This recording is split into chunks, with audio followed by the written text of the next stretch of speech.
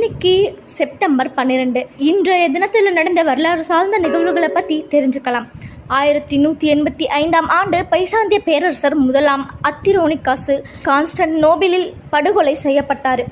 1609ஆம் ஆண்டு ஹென்றி ஹட்சன் அப்படின்ற ஒரு ஆற்றை கண்டுபிடிச்சிருக்காரு. 1848ஆம் ஆண்டு சுவிட்சர்லாந்து கூட்டமைப்பு ஆட்சியை நடைமுறைப்படுத்தியது. 1890ஆம் ஆண்டு ரொடேசியாவில் சலிஸ்பரி நகரம் அமைக்கப்பட்டது. 1940ஆம் ஆண்டு குகை ஓவியங்கள் பிரான்சில் லாசுகோ நகரில் கண்டுபிடிக்கப்பட்டது. 1959ஆம் ஆண்டு லூனோ 2 விண்கலத்தை சோவியத் ஒன்றியம் மீது ஏவியது. சந்திரனை அடைந்த முதலாவது விண்கலமும் இதுன்னு சொல்றாங்க.